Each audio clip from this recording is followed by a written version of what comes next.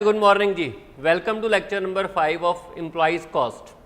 Last lecture में हम लोगों ने 5 क्वेश्चन सॉल्व कर लिए थे। क्वेश्चन नंबर 6 हमारा पेंडिंग था, आइए उसको कंटिन्यू करते हैं।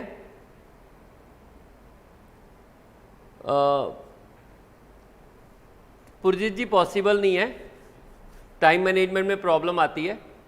ठीक है, मैं पुराना ही क्वेश्चन डिस्कस कर रहा हूं तब तक। तो देखिए ज़रा, क्वेश्चन नंबर 5 में मुझे मैसेज आया था एक स्टूडेंट का,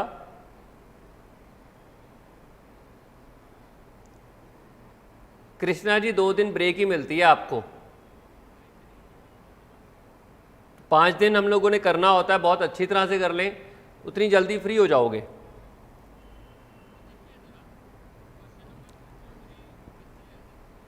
उतना लंबा चलेगा सिलेबस। 2 मिनट, चलिए कोई बात नहीं, बाद में बात करेंगे उसके बारे में। क्वेश्चन नंबर 5, एक स्टूडेंट का मैसेज आया था कि हमें दोबारा से समझा दीजिए। मैं एक बार दोबारा समझा देता हूं, ठीक। आइए, in a factory the basic wage rate. देखिए, ओवर टाइम के मैंने 4 ट्रीटमेंट इनफैक्ट बताए थे। एक में ओवर टाइम को हम लोग कॉस्ट का ही पार्ट बना लेते हैं, रेट इन्फ्लेट कर लेते हैं। एक था कि ओवर टाइम जो भी है वो कस्टमर, ओवर टाइम प्रीमियम की बात हो रही है, वो कस्टमर बियर करेगा।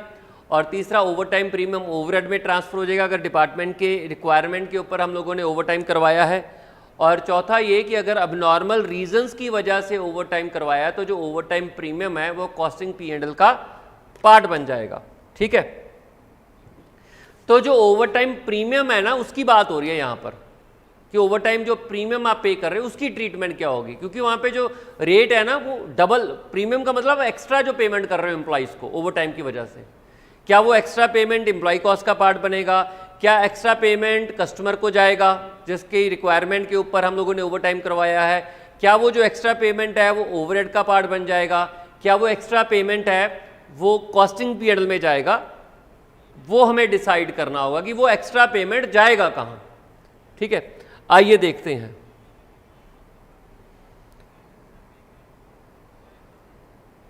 और वैसे भी अब 1 मिनट, हाँ ठीक है, चलिए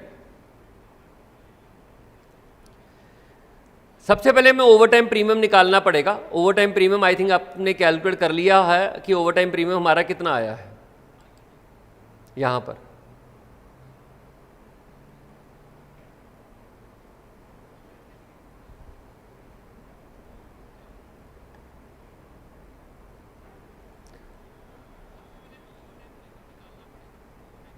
पहले मैं ओवर टाइम प्रीमियम की बात कर लेता हूं।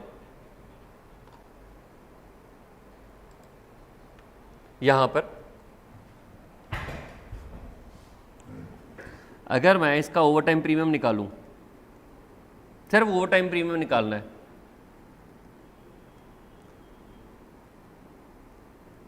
ठीक है। थोड़ा क्योंकि नोट करवाने वाला काम मैंने करवा दिया, जो समझाने वाला एक बच्चे को डाउट आ रहा था इसलिए मैं समझा रहा हूं।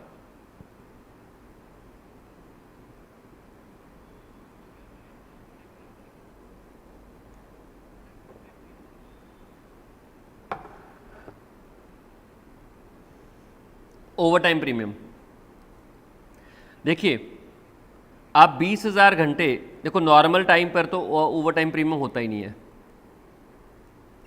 ठीक है जी, नॉर्मल टाइम का ओवर टाइम प्रीमियम होता ही नहीं है। उसके बाद before and after normal time, before and after normal time over time premium कितना होता है, ये देखिए 20,000 के ऊपर 0.75 एक्स्ट्रा पेमेंट किया आपने, और 5,000 के ऊपर 1.25 की ओवर टाइम पेमेंट की है। बेसिक वेज रेट, 1 मिनट,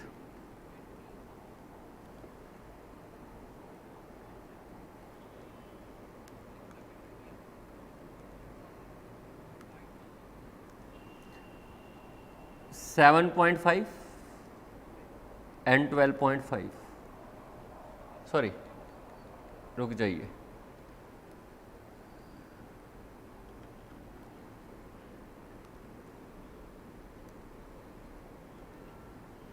ये आपका आएगा, सिर्फ before and after normal time का लेना है ना हमने, तो 20,000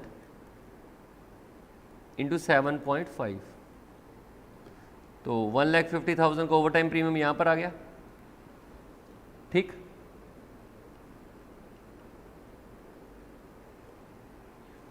और संडे एंड हॉलीडेज का ओवर टाइम प्रीमियम कितना आएगा, टोटल ले लिया हम लोगों ने, टोटल है ये 5,000 इंटू 12.5, ये आपका आएगा 62.5। आपका ओवर टाइम प्रीमियम आता है 2,12,500। ठीक है, ये आपका ओवर टाइम प्रीमियम है। प्रॉब्लम इस ओवर टाइम प्रीमियम के ट्रीटमेंट की है कि ओवर टाइम प्रीमियम किसके लिए किया गया है। क्या ओवर टाइम प्रीमियम नॉर्मल है करवाना, डेली रूटीन का पार्ट है ओवर टाइम करवाना? क्या किसी कस्टमर की स्पेशल रिक्वेस्ट के ऊपर ओवर टाइम करवाया गया है? क्या किसी डिपार्टमेंट की वजह से ओवर टाइम करवाया गया है? क्या किसी एबनॉर्मल रीज़न से ओवर टाइम करवाया गया, मतलब मैनेजमेंट की गलती से ओवर टाइम करवाया गया? उसके ऊपर डिपेंड करता है कि आप इस ओवर टाइम प्रीमियम की ट्रीटमेंट क्या करते हो। ठीक है, अगर तो कस्टमर की रिक्वायरमेंट पे है तो ये उस कस्टमर के लिए जितना भी ओवर टाइम प्रीमियम होगा वो कस्टमर को चार्ज हो जाएगा। ठीक है, अगर ये नेचुरल है, नॉर्मल है, रूटीन वर्क है, तो हम लोग क्या करेंगे, इसे टोटल वेजेस का पार्ट बना लेंगे ओवर टाइम प्रीमियम को और रेट इन्फ्लेट कर देंगे। और अगर ये किसी डिपार्टमेंट के कहने पर, उसकी रिक्वेस्ट पर है, तो ये जो ओवर टाइम प्रीमियम है ये ओवरहेड्स का पार्ट बन जाएगा। और अगर मैनेजमेंट की गलती की वजह से ओवर टाइम करवा रहे हो तो भाई ये कॉस्टिंग P&L में जाएगा ओवर टाइम प्रीमियम। अब इस केस में जो जानकारी दी है वो इस जॉब के बारे में दी है। ठीक है ना, ये रही एक जॉब, उसके बारे में पूछा है।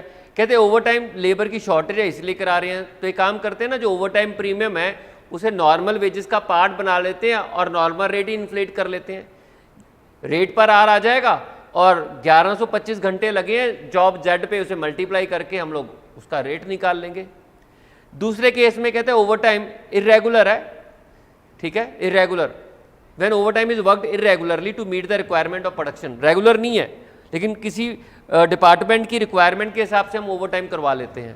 तो ऐसे केस में जो ओवर टाइम प्रीमियम होता है ना, वो ओवरहेड्स का पार्ट बनता है। तो इस जॉब का ओवर टाइम प्रीमियम कितना था वो निकाल लीजिए। ठीक है, इस जॉब का ओवर टाइम प्रीमियम 1062 आया था आई थिंक, है ना। इस जॉब का ओवर टाइम प्रीमियम 1062 ही आया था। और वो जो ओवर टाइम प्रीमियम है वो ऑटोमेटिकली कहाँ चला जाएगा, वो उस जॉब के ओवरहेड में ऐड हो जाएगा, उसकी एम्प्लॉय कॉस्ट का पार्ट नहीं बनेगा। और तीसरा केस है जब ओवर टाइम हम कस्टमर की रिक्वेस्ट पे चार्ज कर रहे हैं तो ओवर टाइम प्रीमियम उस जॉब की एम्प्लॉय कॉस्ट का पार्ट बन जाएगा, अलग से जोड़ देंगे। तो उस जॉब का ओवर टाइम प्रीमियम जितना भी आएगा उसकी जितनी भी एम्प्लॉय कॉस्ट उसमें ऐड कर देंगे। ठीक है जी, आई थिंक यही करना था और मैंने यही किया हुआ है, ये देख लीजिए। पहले रेट में तो रेट ही इन्फ्लेट कर दिया, ये देखिए रेट इन्फ्लेट हो गया और उसके ऊपर जितने भी घंटे लगे थे वहाँ पे इन्फ्लेटेड रेट को मल्टीप्लाई कर दिया तो उसकी कॉस्ट आ गई। ओवरहेड यहाँ पर नहीं लाएंगे क्योंकि यहाँ पर ओवरहेड प्रीमियम जो है, ओवर टाइम प्रीमियम ओवरहेड का पार्ट नहीं बनेगा। सेकंड पार्ट में जो एम्प्लॉय कॉस्ट है उसमें नॉर्मल वेजेस ही जाएंगी। नॉर्मल वेजेस ऑफ कोर्स सारे जितने भी घंटे उस जॉब पे काम हुआ है उसकी नॉर्मल वेजेस एम्प्लॉय कॉस्ट का पार्ट होगी। जो ओवर टाइम प्रीमियम है वो ओवरहेड में ऐड हो जाएगा, तो वो हम लोगों ने ओवरहेड में ऐड कर दिया। ये देखिए ओवर टाइम प्रीमियम उस जॉब का, क्लियर। और तीसरे केस में ये है कि कस्टमर के कहने पर ओवर टाइम करवाया गया तो ओवर टाइम प्रीमियम उस कस्टमर को चार्ज हो जाएगा, उसकी एम्प्लॉय कॉस्ट में चार्ज होगा। ठीक है, ये उसकी एम्प्लॉय कॉस्ट बन गई है। तो आई थिंक आपको क्लियर हो गया होगा। बताइए जरा, ऑल क्लियर है कि अभी भी डाउट है? जल्दी बताइए।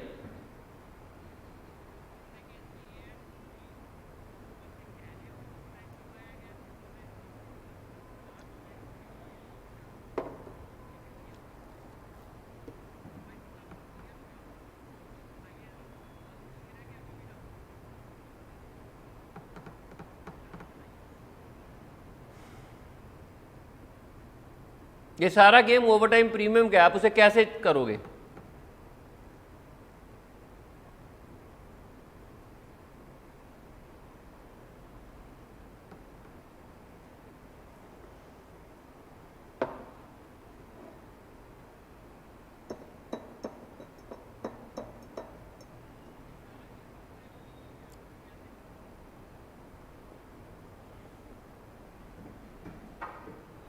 चलिए ओके, नेक्स्ट क्वेश्चन पर चलते हैं।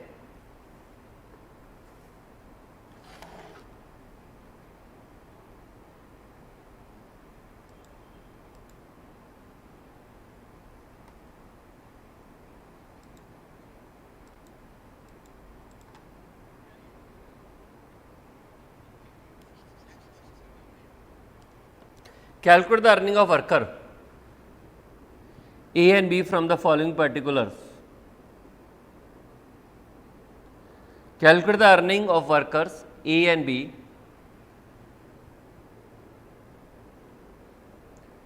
गगन जी ऐसा ज़रूरी नहीं है, जिस दिन न्यूमेरिकल्स होंगे उसी दिन होंगे लाइव लेक्चर्स। और आप तो रोज़ ही मान के चलिए, अगर लाइव नहीं आएंगे तो वीडियो सेक्शन में तो आएंगे ही ना, वो भी लाइव ही होते हैं वो सेक्शन।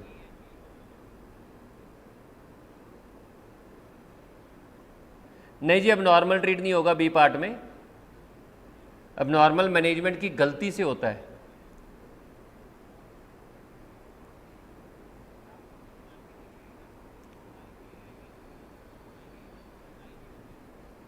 कैलकुलेट जिस दिन, गगन जी उससे क्या फ़र्क पड़ता है, आपको तो रेगुलर ही लगाने हैं ना लेक्चर। मैंने बोला न्यूमेरिकल जब तक चल रहे हैं तब तक लाइव चलेगा, जिस दिन न्यूमेरिकल नहीं होंगे, टॉपिक समझाना होगा, उस दिन दूसरा लेक्चर चलेगा।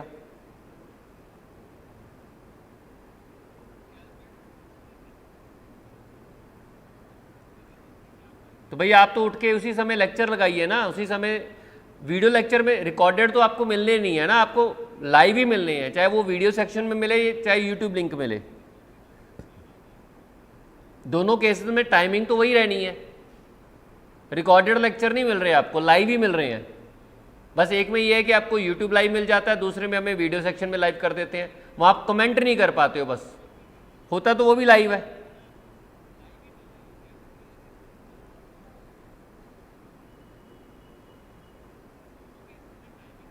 चलिए, calculate earning of worker A and B from the following particular for a month and allocate the earning of each to job X Y Z. देखिए मैं आपको दोबारा समझा देता हूँ।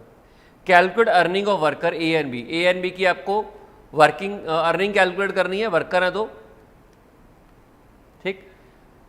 From the following particulars for a month and allocate the earning of each to job X Y Z. तो worker हैं दो, एक ए है और एक बी है, दोनों की आपको अर्निंग्स कैलकुलेट करनी है, ठीक है। और फिर आप उस अर्निंग को, जॉब है तीन, एक एक्स जॉब है, एक वाई जॉब है, एक जेड जॉब है, उसमें आपको एलोकेट करना है, ठीक है। आइए, बेसिक वेजेस हैं उसकी 10,000 और 16,000 है, डीएनएस अलाउंस 50-50% है, प्रोविडेंट फंड है। आप ना क्वेश्चन को ध्यान से पढ़ा कीजिए। एक बार मैंने आपको शायद पहले भी बताया कि एक बार नहीं समझ में आता, दूसरी बार नहीं समझ में आता, तीसरी बार नहीं समझ में आता, चौथी बार। आप क्वेश्चन को इतनी बार पढ़िए और तब तक सॉल्व ना कीजिए जब तक क्वेश्चन समझ में ना आ जाए, ठीक है। बेसिक वेजेस आपके 10,000 और 16,000 है, डीएनएस अलाउंस 50-50% दिया ही हुआ है, प्रोविडेंट फंड दिया हुआ है 88%, एम्प्लॉय स्टेट इंश्योरेंस दिया हुआ है 2-2%, ओके।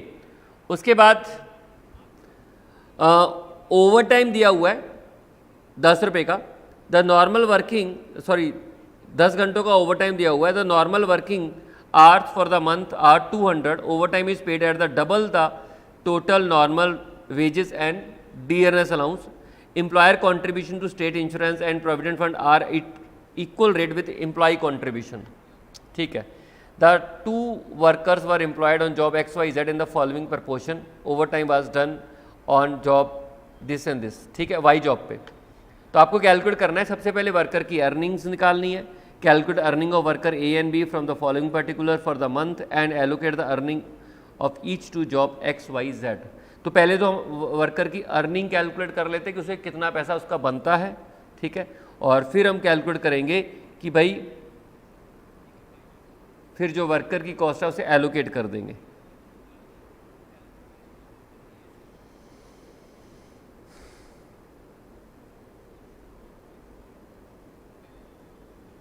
चलिए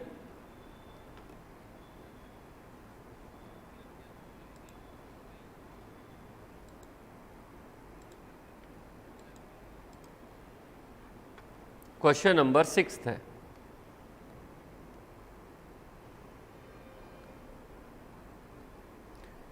कैलकुलेशन ऑफ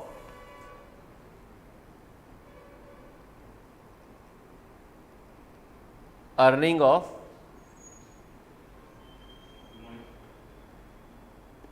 हाँ जी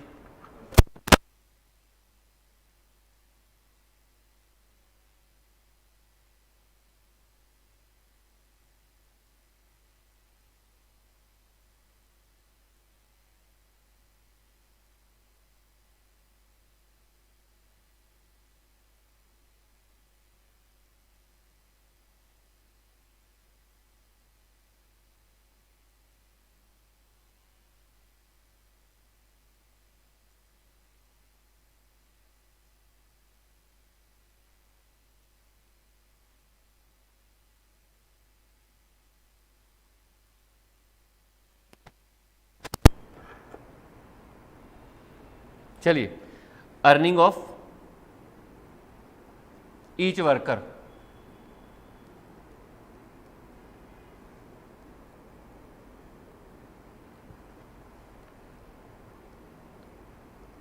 वर्कर ए, वर्कर बी, ठीक है जी। एक मिनट मैं बुक अरेंज कर लूं।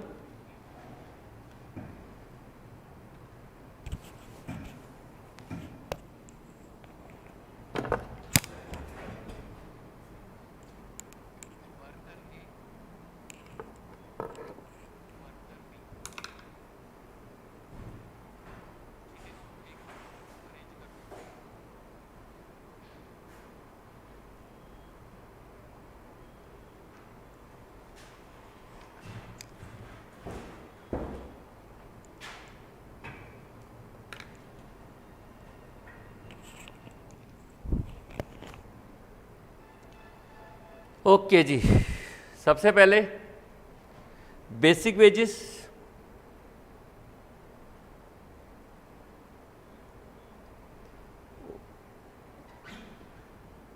मंथ की है, मंथली,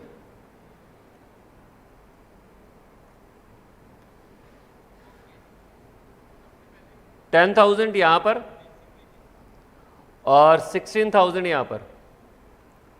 उसके बाद डियरनेस अलाउंस,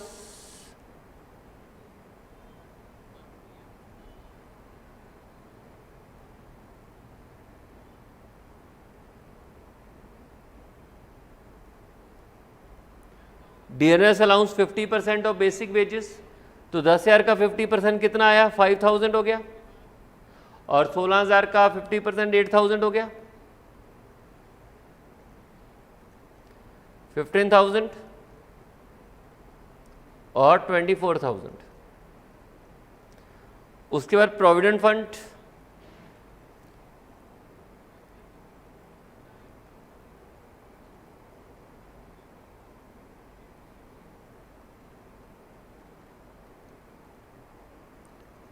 एम्प्लॉयर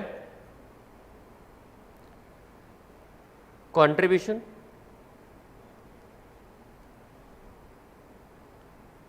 ठीक है जी। सिर्फ आपने एम्प्लॉयर कंट्रीब्यूशन ऐड करना है, एम्प्लॉय कंट्रीब्यूशन ऐड नहीं करना।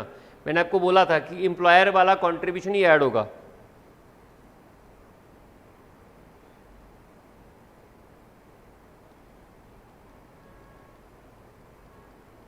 एम्प्लॉय का कंट्रीब्यूशन जो होता है वो तो उसकी वेजेस, वो तो अपने पैसे ही कटवा रहा है ना, वो उसकी वेजेस का पार्ट नहीं होगा। एम्प्लॉयर का कंट्रीब्यूशन वेजेस का पार्ट होगा, ठीक है। तो एम्प्लॉयर भी उतना ही कंट्रीब्यूट कर रहा है, 8% ऑफ बेसिक 800, और इधर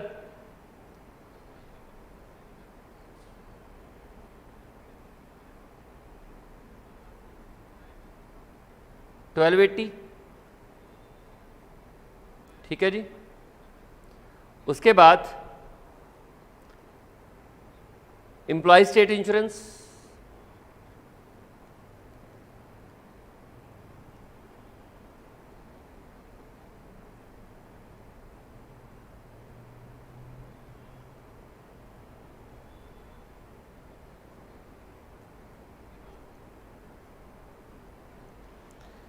ये भी आपका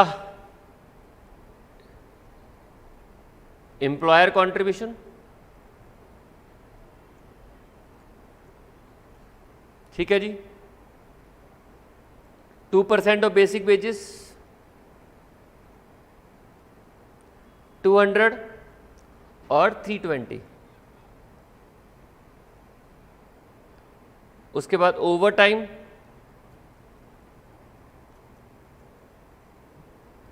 वेजेस 10 घंटों की ओवर टाइम वेजेस है, एक ही 10 घंटों की ओवर टाइम वेजेस है। तो आप देखिए 15,000 घंटे को 200 से डिवाइड कर लीजिए, सॉरी 15,000 की जो वेजेस है बेसिक वेजेस प्लस डीए, ये 200 घंटों की है, ठीक है, इंटू डबल इंटू 10, ये ओवर टाइम वेजेस आ जाएंगे एक ही। उसने बोला है ना कि ओवर टाइम वेजेस जो है वो डबल है, और ओवर टाइम वेजेस निकालना किसका है, basic wages plus dearness allowance दोनों को जोड़ के आपने जो भी रेट आएगा उसका डबल कर देना है, ओवर टाइम का रेट आ जाएगा, ठीक है जी। बताइए कितना आएगा।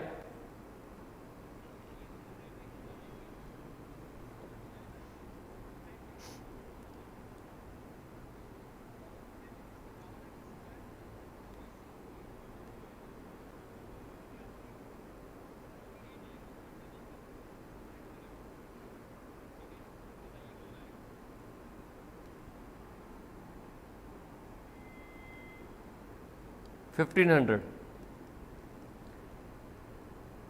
ये 16,000 हो गया, और ये हो गया आपका 25,600।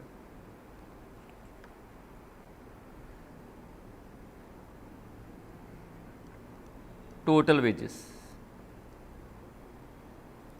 16,500 प्लस 25,600।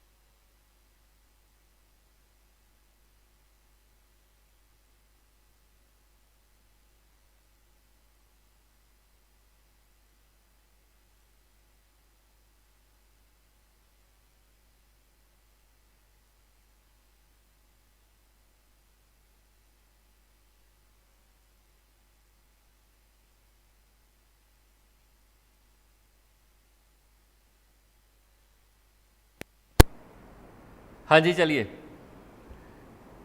कंटिन्यू करते हैं। तो ये यहाँ तक क्लियर है, पहले बताइए ओवर टाइम समझ में आया कैसे निकाला है? जो भी उन्होंने बोला है कि जो भी बेसिक वेजेस और डीएनएस अलाउंस था ना,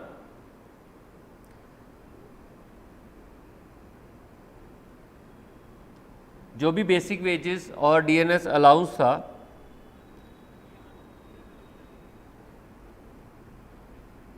ठीक है, सॉरी 17,500 है, वो पर आवर का डबल रेट जो आपने ओवर टाइम में लेना है। तो हम लोगों ने देखा कि 15,000 को डिवाइड किया, 15,000 उसकी बेसिक वेजेस और डीएनएस अलाउंस है, क्योंकि सिर्फ ए का ओवर टाइम है, तो टोटल आपने 15,000 की basic wages plus DNS allowance पे किया। उसको आप 200 से डिवाइड करते हो तो आपका पर आवर का रेट आ जाता है, उसको डबल कर दीजिए तो ओवर टाइम का रेट आ जाता है, और फिर 10 घंटे उसने लगाए तो ये उसकी टोटल वेजेस होंगी। अब उसको मिली कितनी है,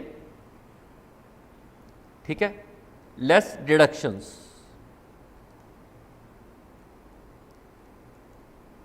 अब उसको पैसा मिलेगा कितना, बात समझ रहे हो? एम्प्लॉय कॉस्ट यही है, CTC2 कंपनी यही है, लेकिन उसकी अर्निंग इन हैंड ये नहीं आएगी। उसने बोला calculate the earning of worker, worker क्या कमा रहा है, नो डाउट ये CTC है, और उसकी जो कमाई होती है ना, वर्कर उसी को ट्रीट करता है अपनी कमाई जो उसके हाथ में आती है। ये बात से सहमत हो? कंपनी की कॉस्ट यही है, 17,500 है और 25,600 है, लेकिन जो एम्प्लॉय को हाथ में मिलता है ना, वो उसके लिए उसकी अर्निंग होती है। तो उसको उसके पैसे, उसको रिडक्शन कर लिया गया उससे पैसे से। एक तो प्रोविडेंट फंड कंट्रीब्यूशन हो गया, प्रोविडेंट फंड कंट्रीब्यूशन,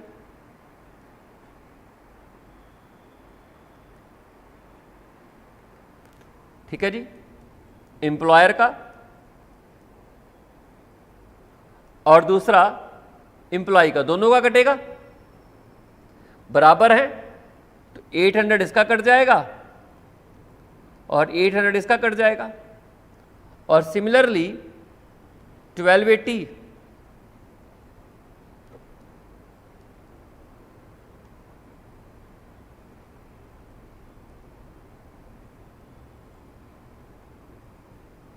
ठीक। उसके बाद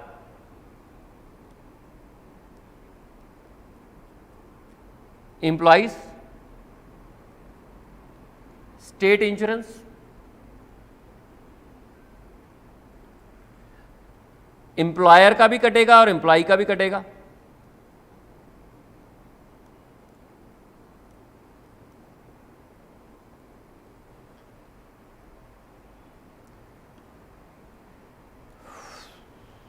क्योंकि ये तो आपको मालूम है, आप सैलरी वाला चैप्टर ऑलरेडी पढ़ के आए हुए, तो सरकार के पास जमा हो जाएगा, यहाँ भी जो भी फंड बना होगा उसमें जमा हो जाएगा। एम्प्लॉय स्टेट इंश्योरेंस तो सरकार के पास जमा हो जाएगा। 200 एम्प्लॉयर का है, एक मिनट, employers contribution to state insurance and provident fund are at equal rate with employ contribution, तो सेम ही आएगा।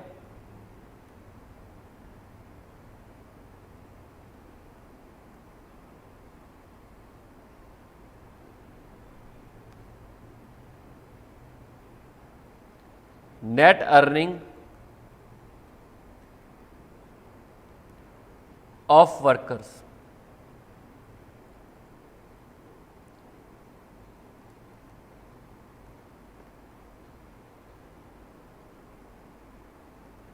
तो बताइए कितनी कितनी अर्निंग्स हैं उसकी, माइनस करके। इसकी आ जाएगी 15,500 और इसकी आ जाएगी 22,400। लो जी, यहाँ तक क्लियर है अर्निंग्स तक? जल्दी बताइए, क्या अर्निंग्स तक आपको ये जो मैंने करवाया है ये क्लियर है? आपको कोई डाउट तो नहीं है अर्निंग्स तक?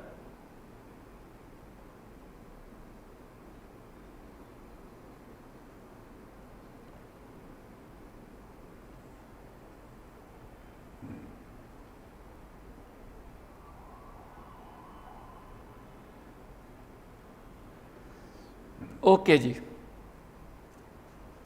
सेकंड पार्ट है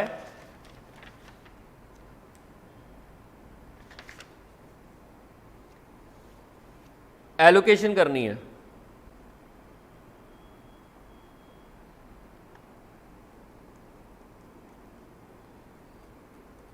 allocation of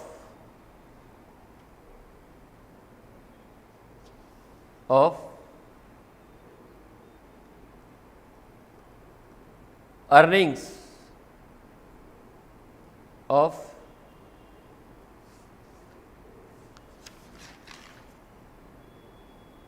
each worker। Okay ji, almost सबको क्लियर है।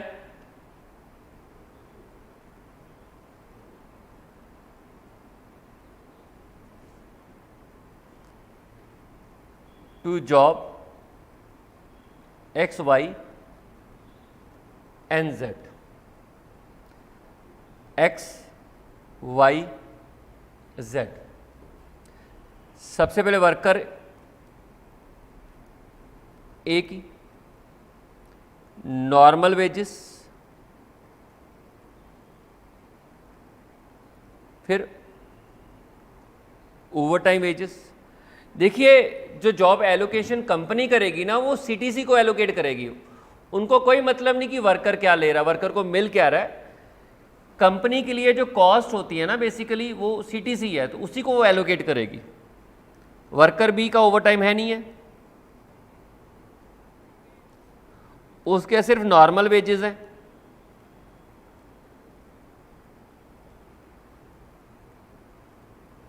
ठीक है, अब आप देखिए, जो ये वेजेस एलोकेट करनी है वो 40, 30 एंड 30 की रेशो में करनी है। तो नॉर्मल वेजेस कितनी है? नॉर्मल वेजेस 16,000 है।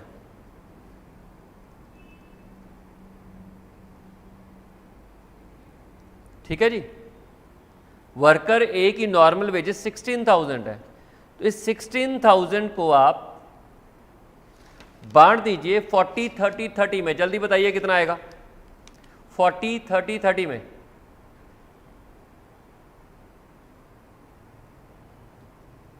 $6,400, 6,400, 4,800।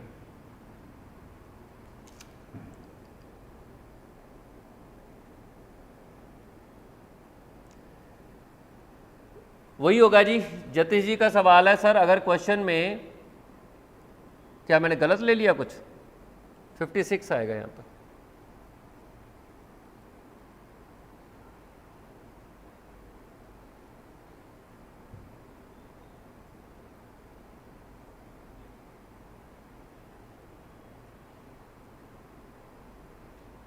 अच्छा, यहाँ गलत कर दिया। ओके,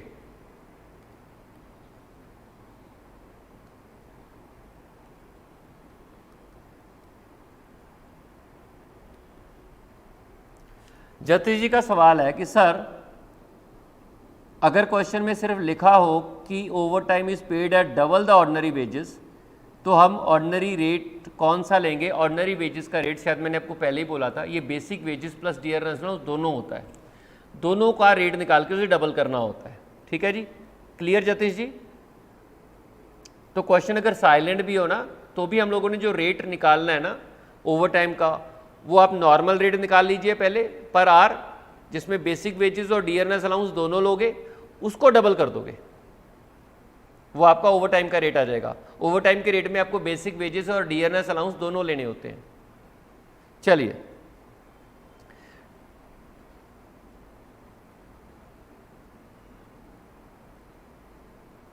ओके जी, और फिर हम बांटेंगे ओवर टाइम का। ओवर टाइम का जो 1500 है सिर्फ वाई को लगेगा। ये लिखा हुआ क्वेश्चन में, अगर आप देखोगे over time done on job Y, जो ओवर टाइम किया गया वो सिर्फ जॉब नंबर वाई के लिए किया गया है। ठीक है सर। उसके बाद वर्कर बी की नॉर्मल वेजेस हैं 25,600, जो कंपनी के लिए सीटीसी है ना, आपको उसी को बांटना है। तो बताइए ज़रा 50, 20, 30, तो ये आ गया आपका 12,800।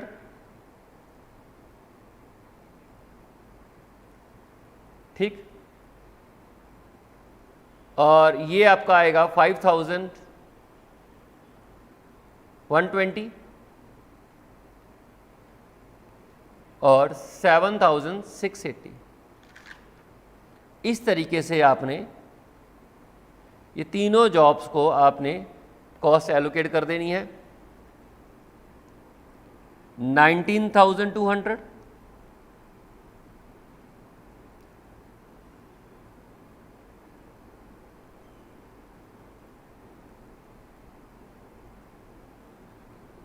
11,420,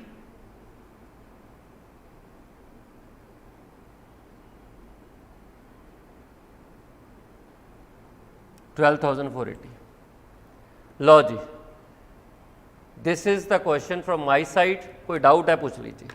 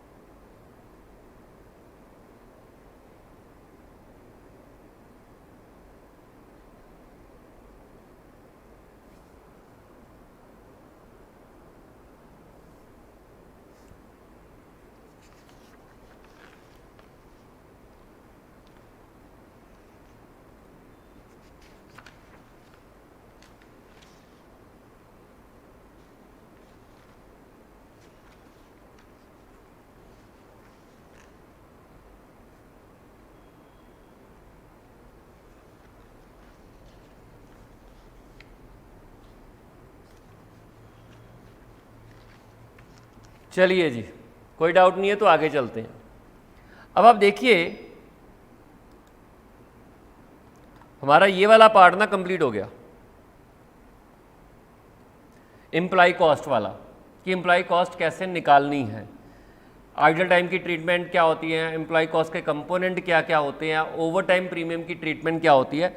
ठीक है, आई थिंक मैं आपको ऑलरेडी समझा चुका हूँ कि किस तरीके से एम्प्लॉय कॉस्ट यानी कि CTC निकाली जाती है, कॉस्ट टू कंपनी कैसे निकाली जाती है, उसमें कौन कौन से खर्चे लिए जाते हैं, उसके कंपोनेंट्स क्या होते हैं।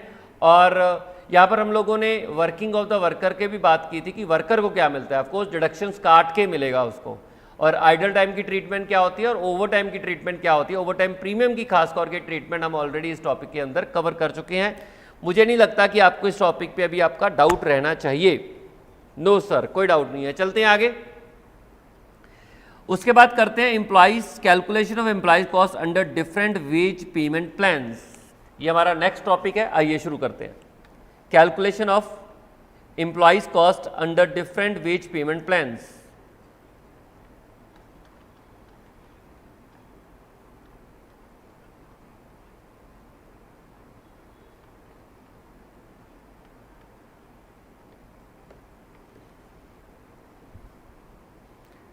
Employees cost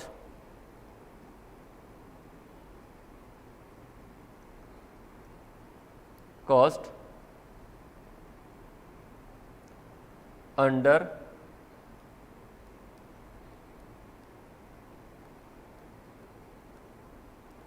different wage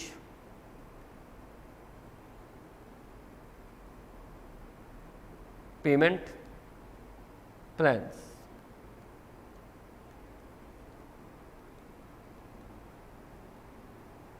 ठीक है जी, employees cost under different wage payment plans. वैसे तो वेज पेमेंट के बहुत सारे प्लान्स होते हैं, लेकिन आपके सिलेबस में दो ही प्लान मुख्य तौर पर हैं, एक हालसे का, एक रोवन का। ठीक है जी, वैसे तो बहुत सारे हैं, लेकिन आपके सिलेबस में जितने हैं उतने ही हम बात करेंगे। ठीक है, सबसे पहले हालसे का प्लान है और दूसरा है रोवन का। तो आइए पहले हम हालसे के प्लान के बारे में जानते हैं।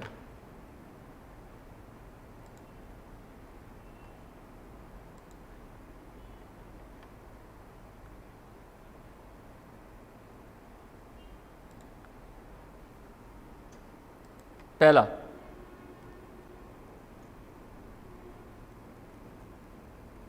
Halsey wage payment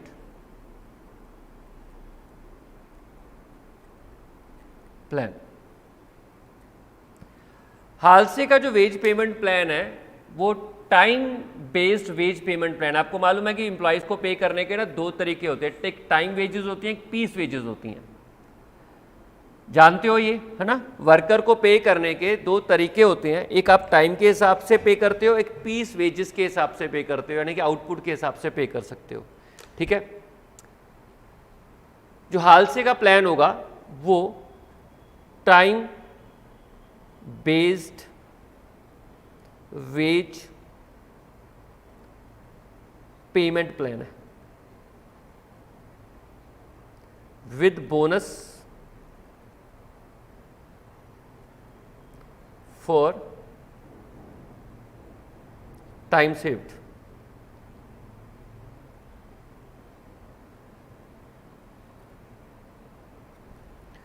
time based wage payment plan है, मैं आपको ऑलरेडी ये बात क्लियर कर चुका हूं कि वेजेस पे करने के ना दो प्लान्स होते हैं। एक होता है टाइम वेजेस के, टाइम के हिसाब से वेजेस पेमेंट करना कि कितना टाइम वर्कर डिवोट कर रहा है, और दूसरा होता है आउटपुट के हिसाब से, यानी कि पीस वेज रेट प्लान्स होते हैं कि आपको आउटपुट के हिसाब से पेमेंट की जाएगी, जितना आउटपुट आप प्रोड्यूस करोगे उतना आपको पेमेंट कर दिएगी, टाइम वहाँ पर मैटर नहीं करता। पीस वेज पेमेंट प्लान्स का कोई भी मेन प्लान हमारे सिलेबस में नहीं है। हमारे सिलेबस में टाइम वेजेस के सिर्फ दो ही प्लान है, एक हाल से का, एक रोवन है, ठीक है। तो अगर आप थोड़ा सा ऐसा करना चाहते हो, एक मिनट, इसको थोड़ा सा और डिटेल में लिखना चाहते हो तो मैं ऐसे लिख सकता हूँ। देखिए, इसको अब मत मिटाना, लेकिन अगर आप इसको और डिटेल में थोड़ा सा नोट करना चाहते हो तो मैं आपको इसको ऐसे कर देता हूँ। टाइम वेजेस, ठीक है, और पीस वेजेस। टाइम वेजेस आगे जो प्लान्स हैं, एक हाल से का है,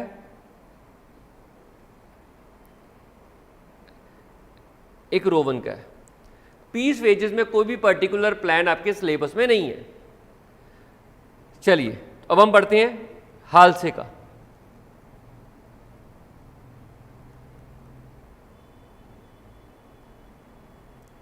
veg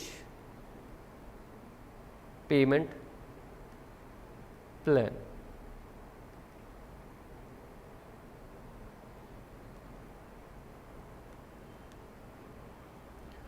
under Halsey wage payment plan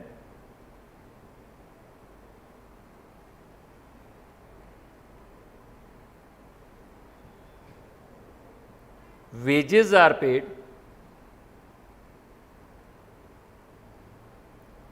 for time spent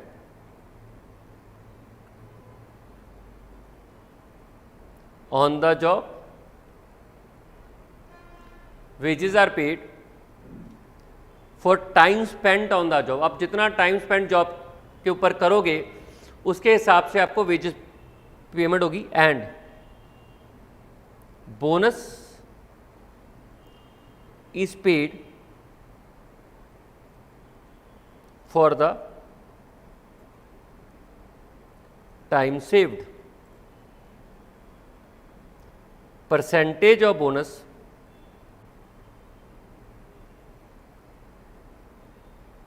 is 50% of wages of time saved. ये हाल से का वेज पेमेंट प्लान है।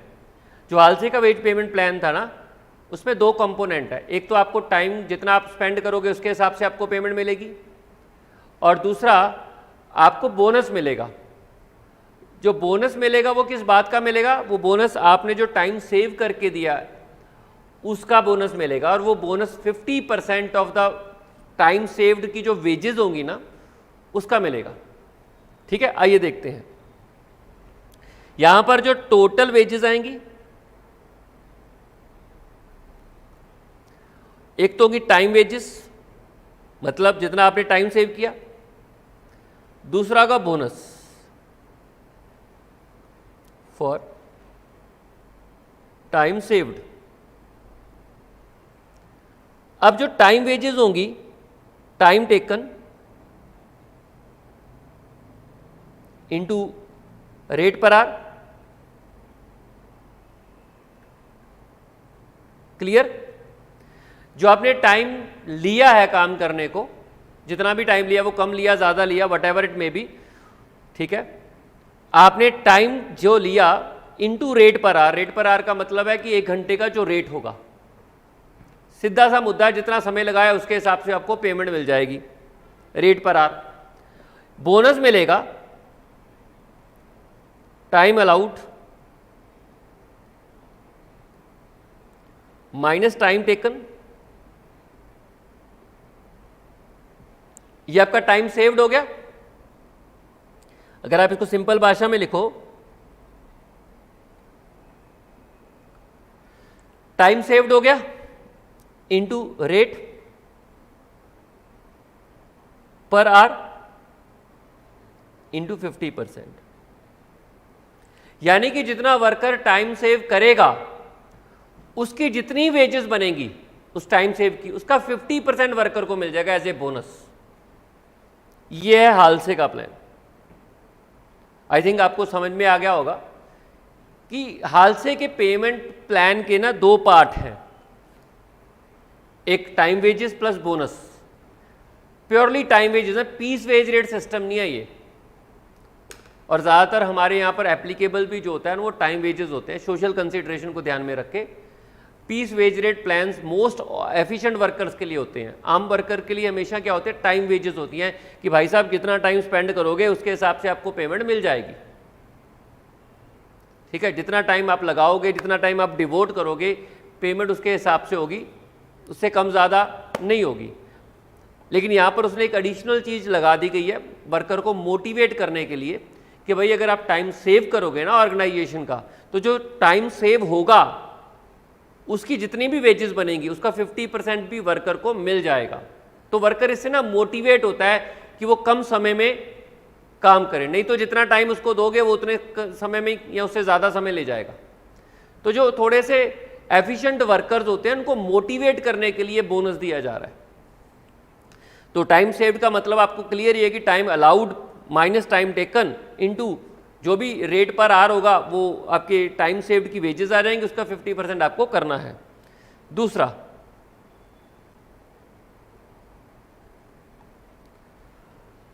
Rowan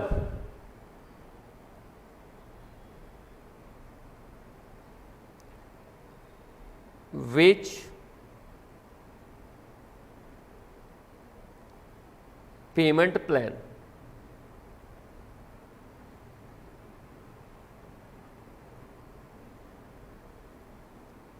like Halsey,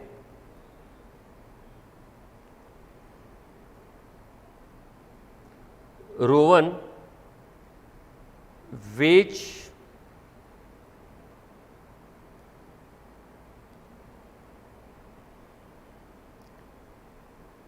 payment plan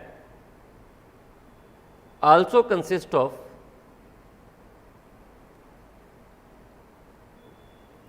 time wages for the time taken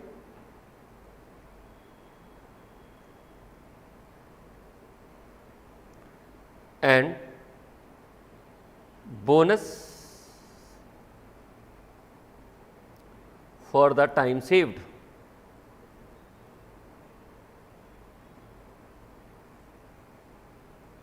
ठीक है जी, for the time saved. However, calculation of bonus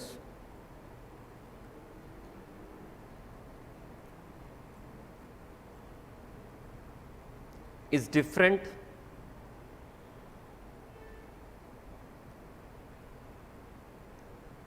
from Halsey. ठीक है जी। इसका जो बोनस कैलकुलेट करने का जो तरीका है ना, वो हालसे से डिफरेंट है, ठीक है। Wages is equal to time wages plus bonus. Time wages वही है, टाइम टेकन इनटू जितना भी समय आपने लिया, रेट पर आवर। और बोनस क्या है?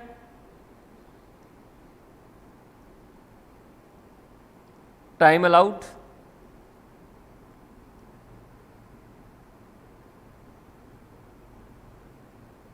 माइनस टाइम टेकन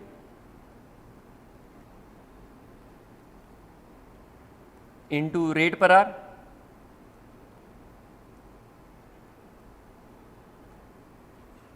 ठीक, ये आपका बोनस टाइम सेव्ड आ गया। इसमें वर्कर को क्या मिलेगा? वर्कर को एक तो ये मिल गया कि भाई टाइम आपने कितना लिया, और रेट पर आवर आपका क्या रहा। बोनस कितना मिलेगा? बोनस मिलेगा कि भाई कितना टाइम अलाउड किया गया, यानी कि टाइम सेव्ड आ गया, और उसमें से कितना टाइम लिया, time saved. Rate per hour into time taken divided by time allowed. इस तरीके से ये फ्रैक्शन दिया गया वर्कर को, 50% नहीं दिया गया। फर्क है ना, यहां पर 50% था, ये देखो।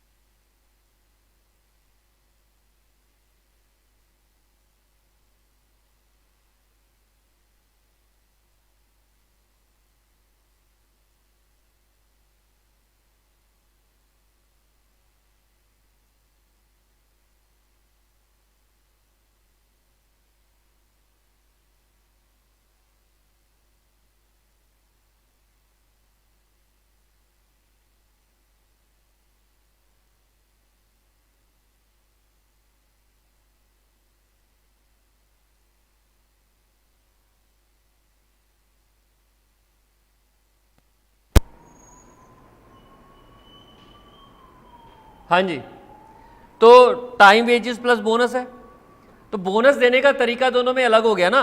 यहाँ पर 50% था, ये देख लो, हम 50% बोनस प्रोवाइड कर रहे हैं। जो भी टाइम सेव्ड की वेजेस बनती हैं उसका 50% बोनस हम वर्कर को दे रहे हैं, 50% हम रख रहे हैं। और यहाँ पर जो हम बोनस दे रहे हैं वो इस रेशियो में दे रहे हैं कि भाई आपने जो टाइम सेव किया उसकी जितनी भी वेजेस बनती हैं उसको time taken upon time allowed की रेशियो में बांट लीजिए, ठीक है। इस रेशियो में हम वर्कर को बोनस देंगे। अब बताइए दोनों में से वर्कर के पॉइंट ऑफ व्यू से कौन सा बेटर प्लान है? बताइए जरा।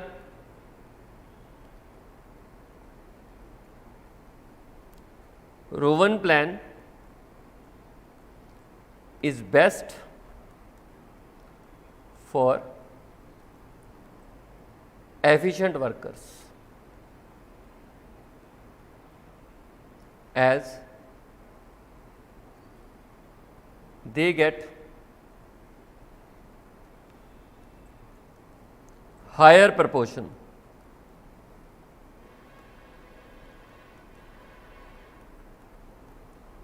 for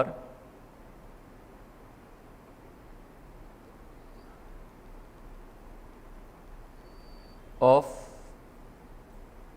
wages for time saved।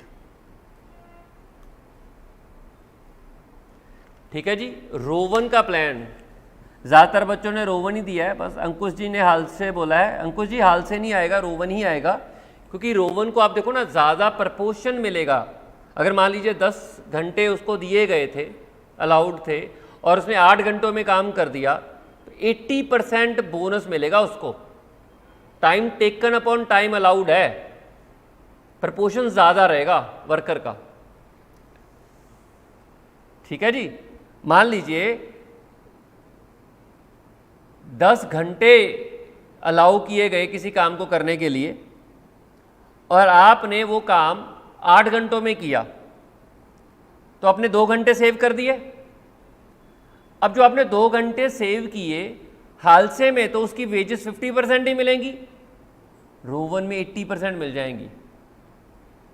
तो रोवन प्लान एफिशिएंट वर्कर्स के लिए ज़्यादा फायदेमंद है, और जो रोवन है वो ज़्यादा मोटिवेट करता है एफिशिएंट वर्कर को। जितने ज़्यादा एफिशिएंट वर्कर, रोवन का कहना था कि अगर एफिशिएंट वर्कर है, ही शुड बी मोटिवेटेड, इसलिए उसके केस में वेज रेट इस तरीके से ज़्यादा बन जाता है। क्लियर है? तो these are the 2 wage payment plans. दोनों टाइम बेस्ड है कि आपको टाइम के हिसाब से तो पेमेंट मिलनी है, उसमें कोई प्रॉब्लम नहीं है। जितना टाइम आप डिवोट करोगे प्लस आपको बोनस मिलेगा। बोनस जो है यहाँ पर वो डिपेंड करता है कि आप टाइम कितना सेव करते हो। अब बोनस उन्हीं को मिलेगा जो टाइम सेव करेगा, जो टाइम सेव नहीं करेगा उसको बोनस नहीं मिलेगा, उसको टाइम वेजेस मिलेंगी। अब बोनस का तरीका अलग अलग है। हाल से कहता है कि बोनस जितना भी टाइम सेव आपने किया उसकी जितनी भी वेजेस है उसका 50% वर्कर को, 50% मैनेजमेंट खुद रख लेगी। लेकिन रोवन कहता नहीं, जितने परसेंट आपने टाइम अलाउड और टाइम टेकन की जो फ्रैक्शन है उस रेशियो में आपको बोनस मिलेगा। जो भी टाइम अलाउड और time taken upon time allowed की रेशियो है, ठीक है, उसकी रेशियो में। अब आपके मन में सवाल आएगा कि सर मान लीजिए एक वर्कर है जिसको 10 घंटे दिए गए, उसने 10 घंटों में काम किया, क्या उसको बोनस मिलेगा? नहीं, उसको कौन सा बोनस, उसने टाइम सेव किया ही नहीं, उसको तो 10 घंटों की टाइम वेजेस मिल जाएंगी। टाइम सेव्ड मैंडेटरी है अगर आपको बोनस लेना है। अगर आप टाइम सेव नहीं कर रहे तो आपको बोनस नहीं मिलेगा। और एक और वर्कर है जिसको 10 घंटे अलाउड किए गए काम करने को और उसने 12 घंटे ले लिए, उसको 10 घंटे अलाउड किए गए और उसने 12 घंटे ले लिए, तो क्या उसको बोनस उसका नेगेटिव होगा? कुछ नेगेटिव नहीं होगा। यहाँ टाइम सेव्ड आपका 0 है। हालांकि आपको 10 दिए गए, आपने 12 घंटे ले लिए, तो आपको 12 घंटों की टाइम वेजेस मिल जाएगी। यहाँ भी आपको बोनस नहीं मिलेगा। यानी कि बोनस लेने के लिए ये ज़रूरी है कि आप टाइम सेव करो। ठीक है जी। तो आज बस इतना ही करेंगे हम लोग। इसके रिगार्डिंग क्वेश्चंस नहीं अभी डिस्कस करने, कल मैं एक बार और थोड़ी सी इसके ऊपर डिटेल डिस्कशन कर लूँ, उसके बाद आप क्वेश्चन कर लेना। बाकी के जितने भी ज़्यादातर क्वेश्चन हैं इन्हीं दोनों टॉपिक से जुड़े हुए हैं, और ये टॉपिक पेपर के लिए सबसे ज़्यादा इम्पॉर्टेंट है। जैसे मटेरियल में हमारा EOQ में स्टॉक लेवल वाला जो टॉपिक था ना वो ज़्यादा इंपॉर्टेंट था, यहाँ पर लेबर वाले चैप्टर में ये वाला टॉपिक सबसे ज़्यादा पेपर पॉइंट ऑफ व्यू से इंपॉर्टेंट है। तो थोड़ी सी डिस्कशन हम नेक्स्ट क्लास में थोड़ी सी और करेंगे, उसके बाद आप क्वेश्चंस कर पाओगे। अभी भी कर लोगे बट मैं प्रेफर नहीं करूँगा। ठीक है, आज इतना ही। Thank you so much.